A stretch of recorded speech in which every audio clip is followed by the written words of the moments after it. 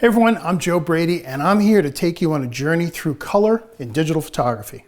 There's going to be a few pieces of gear to add and a handful of tips, tricks, and workflow to follow in both Photoshop and Lightroom to make this all come together. In this first video, we're going to start right at capture. From the moment that you pick up your camera and press the shutter, the color in your photos is going to go through changes, most of which are going to cause loss of vibrancy and accuracy. We're going to make sure you keep the best color possible through the entire process. We'll do this by creating a custom color profile for our cameras. So the questions are, well, one, what is this profile? And two, why do I need one? When you bring your raw images into software, either Lightroom or Adobe Camera Raw, the software needs a way to translate the color in the file into something you can actually see on the screen. Unfortunately, every camera manufacturer has a different idea on how to define that color. You would think there'd be a standard for what red means, but actually there is not. Adobe provides a standard conversion that does an okay job to start, but it requires a lot of adjustments to try to bring back the color that was in the scene. A custom profile is a snapshot of how your specific camera records color.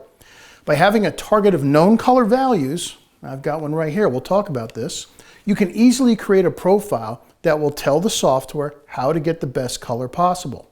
To make this happen, you do need one of the best accessories that I think every photographer should have. This is the ColorChecker Passport from X-Rite. Now, I don't want it to sound like a commercial, but I've been using this thing for over 10 years now, and I can't imagine doing a shoot without having one with me. Putting the ColorChecker Passport into your color workflow is going to save you a lot of time and frustration by instantly providing accurate and consistent color for all your photographs. It's as simple as taking a raw capture of the target, bringing that shot into either Lightroom or in a folder where you're going to use the ColorChecker Passport app. In this session, I'm going to show you how to do this in Lightroom, but the desktop application works pretty much the same way if you just want to use Photoshop and Adobe Camera Raw. By the way, if you create a camera profile in either application, the other automatically sees it. So if you create one in Lightroom, Photoshop and Adobe Camera Raw automatically see it. I've got 4 different cameras with me today to create custom camera profiles. I've got, I've got a Canon Rebel T7i, I've got my Sony A6300, and I've got 2 cameras from Fujifilm. I've got a Fuji Xt7 and a Fuji Xt200. Once I have a raw file shot of the Passport with each of these cameras, that's all I'm going to need. By the way, there are times when having more than one profile is a great help. We'll get into that more in further programs. So let's head outside and get started. Hey everybody, Joe here. It's time to start our journey into digital color with our photography. And it's going to start at capture, and that's what I'm out here right now preparing to do. And that's set up my cameras for getting the best color possible right out of the camera. Because as each step takes place from capture to edit to output, you're going to lose color a little bit each time. We want to maintain the most we can and get the most accurate color possible. And the start of that is a device that I've been using for, 10 years or so, and I don't do a shoot without it. And that's the ColorChecker Passport from X-Rite. I've got one of the new ones here. This is the ColorChecker Passport Plus. It's got our standard color chart, a color enhancement chart, and then on the other side, it's got a white balance target and a gray card.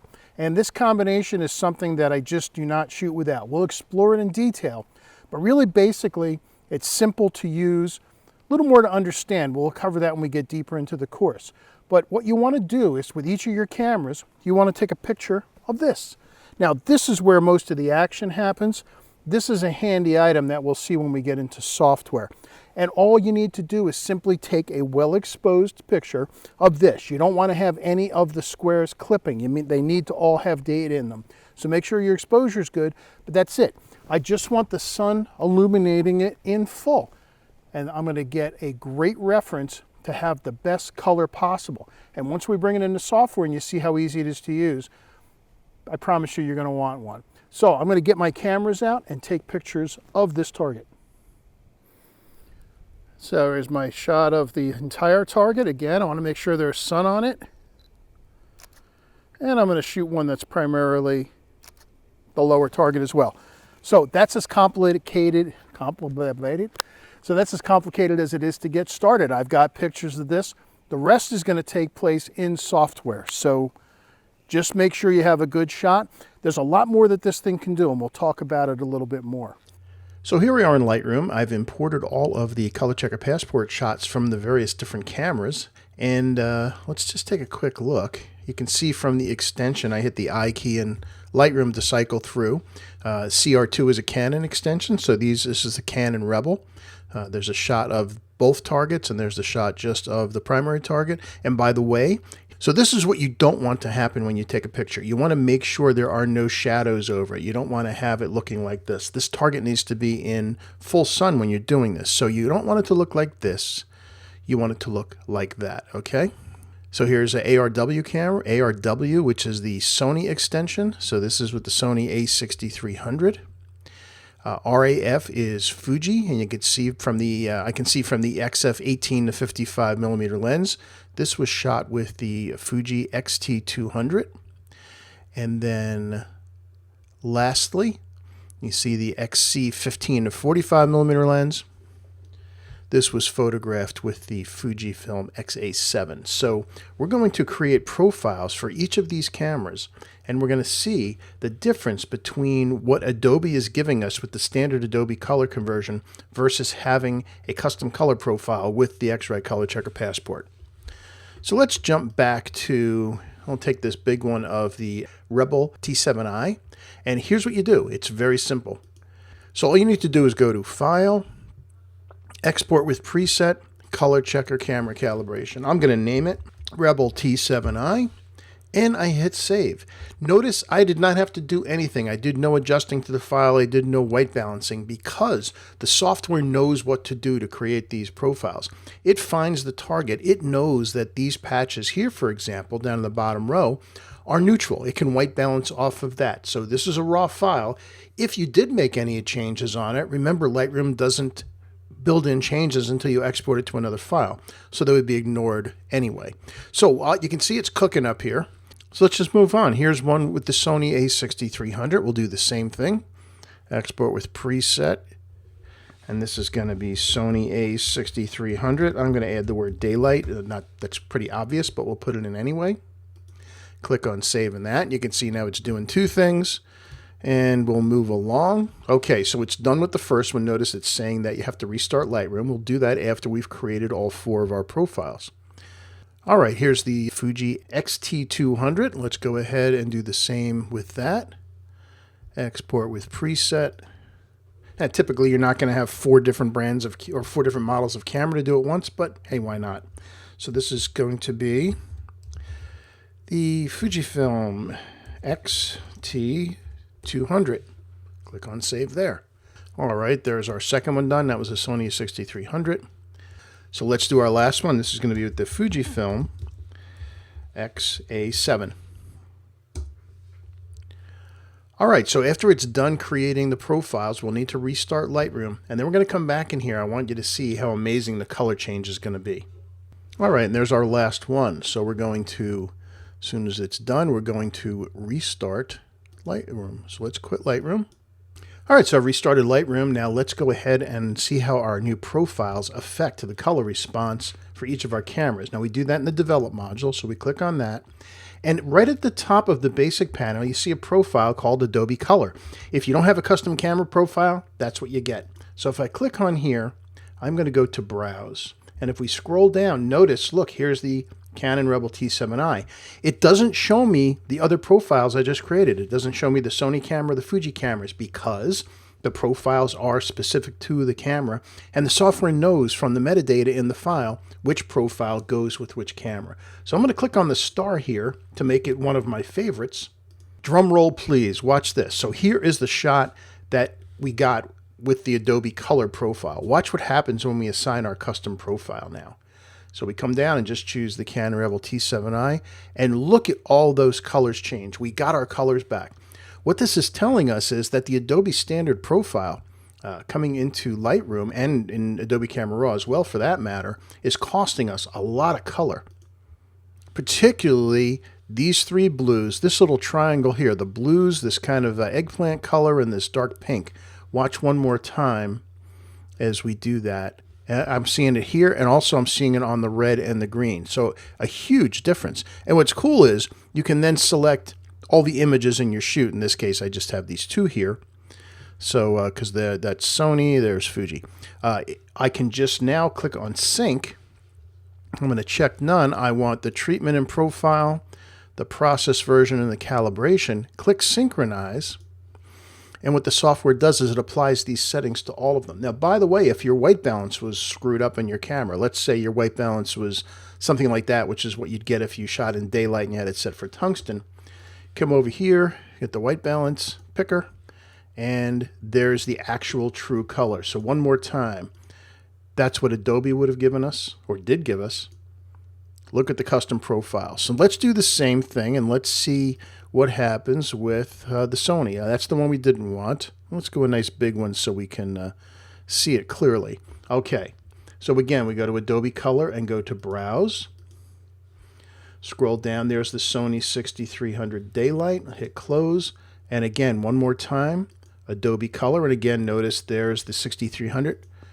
And look at the profile again. So let's go ahead and zoom in a bit. Let's go 1 to 2. And we'll zoom in on this bottom target.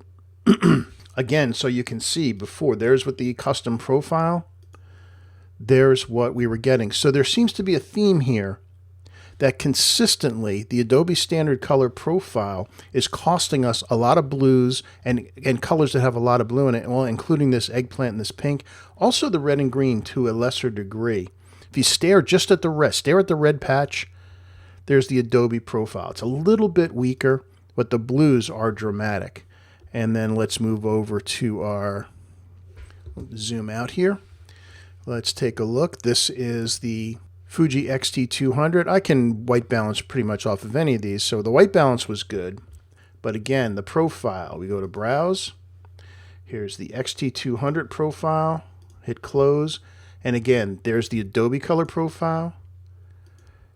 And there's the custom profile. Wow, on this one, it's even more dramatic with a lot of colors. That's interesting.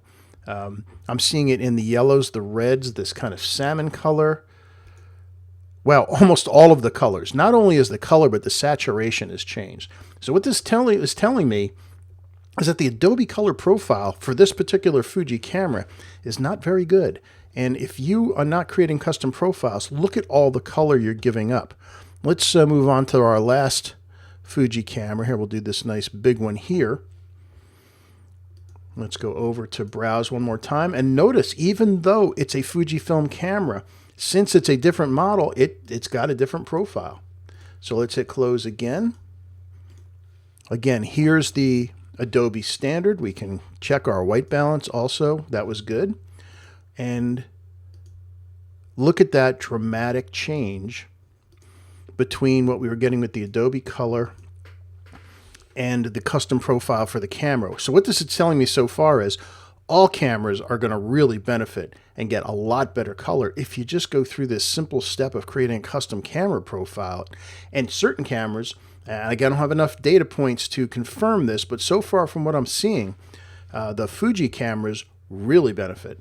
The Adobe color profile is just not that good. It's costing you a whole bunch of color compared to what you get back by creating a custom camera profile. We'll go into color editing in Lightroom much deeper as we continue through our courses, but just to show you real quickly, here's our Adobe color conversion of this shot in near Valley of Fire in Nevada. Let's go ahead and I'll do Monument Valley, which is pretty close, and look what happens to the colors. We got the color back. So again, here's the Adobe conversion, very flat and weak. And our custom profile from out in that part of the country brings us so much more color back. Here's another one. This is just an unedited image. It's actually part of a panoramic, but again, here's the Adobe color.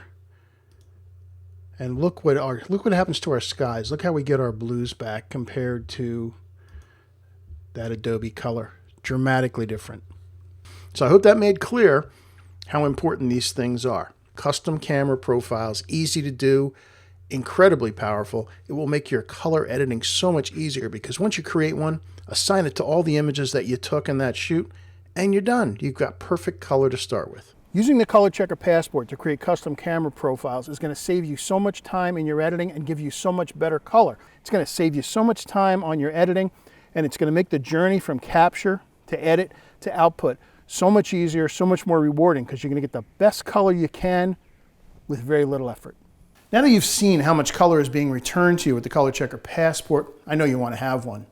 This has saved me hours of time when I edit my images.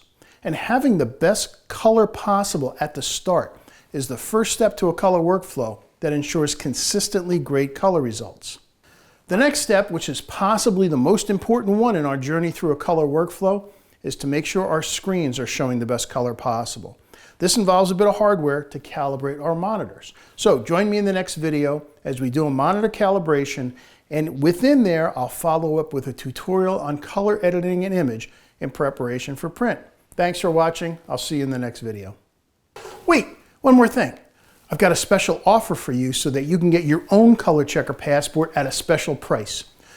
Use the code in my newsletter. You don't get my newsletter. Go on joebradyphotography.com, sign up for Photo Friday, and I'll make sure that you get a special code that's going to save you money and it's going to give you free shipping. If you're interested in monitor and printer calibration as well, again, visit the website, joebradyphotography.com, and visit the X-Rite page. Thanks again. See you online again soon.